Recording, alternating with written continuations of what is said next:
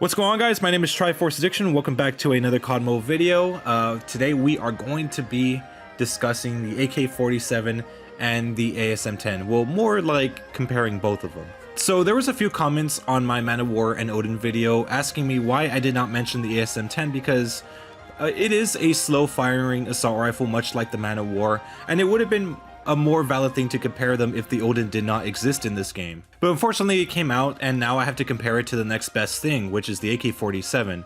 And I'm surprised that not a lot of people have mentioned that. I mean, they're both very similar weapons. I mean, it really makes sense because both of them are kind of shaped the same way. The only difference is that the ASM10 is a little bulkier than the AK47, and it has a slightly different iron sight, and that's pretty much it. So that's what I'm here for. I'm going to be comparing both of them. So let's start off with the AK47.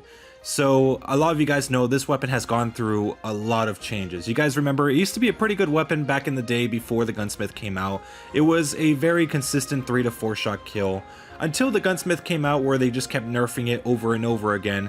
They did, you know, at one point give you some sort of new mag option that pretty much turns your AK-47 into an SMG, but even then it wasn't really great because at the time it would give you more recoil and there was not really much that you could do with it, not to mention the fact that it also has a low ammo capacity, so you could just run out extremely quickly. It was one of those attachments that just kind of bothered me because it seemed like there was no real need to have, like, to go through any developing effort to make it if it was just going to be that bad.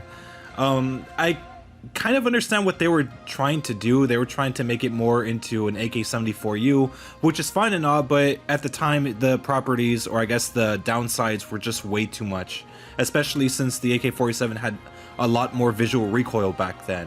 Since then, the visual recoil was removed a little bit. It was buffed a little bit more, gave you a little bit more ADS speed as well as range, but at the same time it was still a 4-shot kill so long as you don't land a headshot, but you were able to manage a 3-shot kill so long as you shot at least once in the head, which was pretty cool. Even with all that power, it still really wasn't enough because most of the barrels that you try to use to increase range are extremely heavy, and they still are now. You know, the marksman barrel is like 30% extra range, but like 25% ADS speed. It's crazy. I believe the AK-47 probably has the heaviest barrels in this game for assault rifles. And some of them kind of lack logic in some ways because the Ranger barrel, which is usually a barrel that's a little lighter than the Marksman, has the 40% range increase, but for some reason the Marksman has less. So it's kind of weird that they would make a heavier barrel with more reduction to speed with less range compared to one that's lighter with decent stability and everything with more range. I don't know, maybe it's something that they overlooked because, again, that barrel is extremely heavy, so there's no real reason to even have it on when you could just use the Ranger barrel for 40% extra range. So it's crazy. And thinking about it, even with the GRU suppressor or the GRU combo barrel, it's 35%, albeit you do get a lot more accuracy and a built-in suppressor, but you only get, like, I believe 20% extra range, and that's pretty much it. So like I said, I mean, the AK-47 is one of the heaviest guns for assault rifles. However, the waiting did pay off because eventually they did buff it, so at least if you shoot in the upper body or even the upper arms, you are able to now get a 3-shot kill, which is absolutely incredible. Finally, they put the AK-47 back where it belongs. Because of that one simple change, it was one of the best 3-shot assault rifles before the Odin even came in. And it was nice to see a change like that because at the time we were dealing with the M13 Type 25 meta for how, like, I don't even know how many seasons, but yeah, it was hell, and it was nice to see a change in weapon balance. And let's be honest, this weapon only got changed because a mythic was coming out during the time, which was the Radiance. The other change that they did also pertains to the 5.45 round mag, which they increased the mag capacity to 40 instead of 30, and they made the recoil downside into a recoil upside, so now you get more recoil control out of it, and it was a pretty cool optional attachment to use. So now talking about its 3-shot potential, like I said, you have to shoot like in the chest up as well as, you know, maybe in the upper arms in order to get a 3-shot kill. The 3-shot kill range does last pretty long, thankfully, to either the GRU suppressor attachment or the Ranger barrel. So, you know, that 40% range does actually help a lot, especially if you're trying to get into like medium range engagements. Without it, I mean, yeah, the range would still be good, but it wouldn't really be enough. But by far, one of the biggest complaints that I do have for the AK is the recoil. That's something I just cannot stand with this weapon. I had to make like a really heavy build in order to even stabilize it. And that's always been the issue with this weapon. Like, it's high recoil, but it's really good damage. But the recoil is something I just cannot really tolerate, especially if I'm in a medium face-to-face gunfight against someone. Pretty much using any fast attachment other than the combat stock is pretty much a death sentence. So for that specific reason, that's why I don't really use it as much as like the ASM10 or even the Man of War.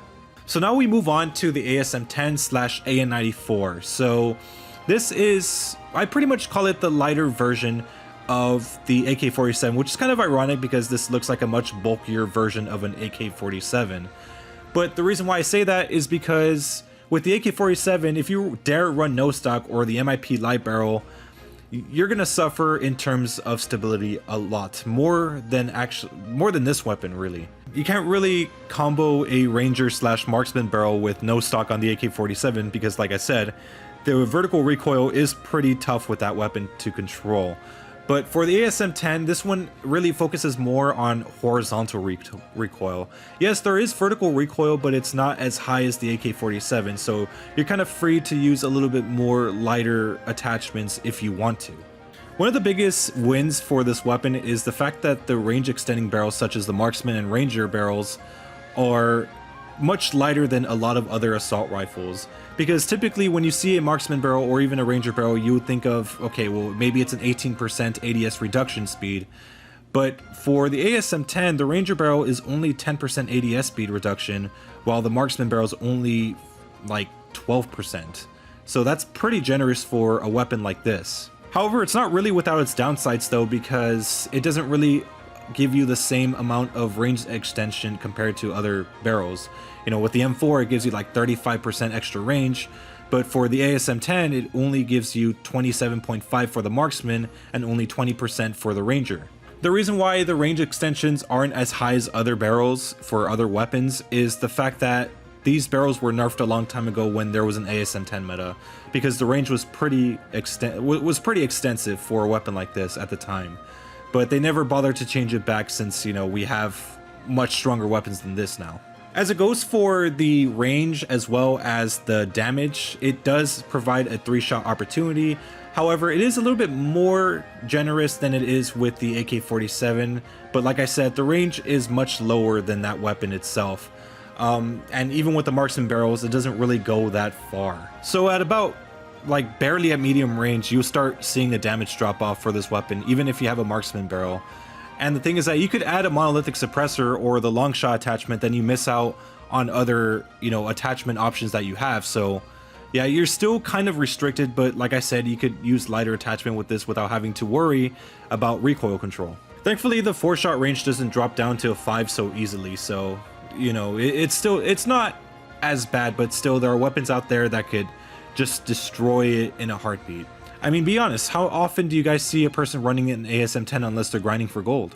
So if you had to pick any one of these two weapons to get the job done, I would recommend the AK47 a little bit more. But if you are feeling a little bit more daring and a little bit more bold and brave, of course you guys can use the ASM10. But keep in mind, if you do use the ASM10, you're going to deal with a lot less vertical recoil downsides. And like I said, that's one of the biggest reasons as to why I prefer the ASM10 over the AK47. But if I'm looking for more range, of course the AK47 is going to be the better pick. But however, I don't know, it's really hard to compare these two because they're both very good in their own right.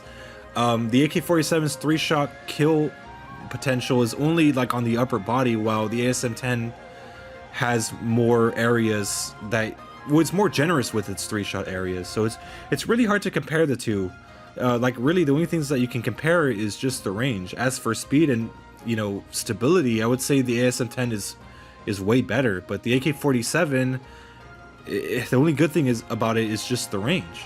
Of course, this video is just about personal preference, but I know a lot of you guys probably prefer the AK47, but I do recommend giving the ASM10 a try. It's far more generous with this 3-shot and does have a lot of lighter options to choose from if you don't want to worry about like just the gun dragging you down in terms of speed. My hopes for both weapons is that for the AK, first and foremost, I hope that they could at least increase the speed a little bit so you could aim a little faster, because it's really slow. And as for vertical recoil control, I think it could use a little bit more stability because it's still kind of bad. Even if you put the groove suppressor with the, what's it called, the 5.45 rounds, there are class setups for that type of situation, which is actually pretty good, but it's still very heavy, like I said. So there's not really much that you can do with the AK-47 in terms of speed without like having to deal with a lot of vertical recoil problems, and that's where the ASM10 comes in. But my hopes for the ASM10, however, I'm hoping that they kind of expand the range a little bit more, because as of right now it's not really that great.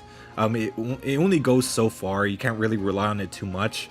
The reload speed's pretty quick, I will say that, but I kind of wish they made it act like the AN94 itself, you know, with those first 2 rounds being faster than the ones that come later. That would be pretty cool. I'm pretty sure at some point they might adjust the weapon to do that, or might have some sort of attachment to allow you to do that. It would be really nice to see this weapon become a little bit more unique and stand out.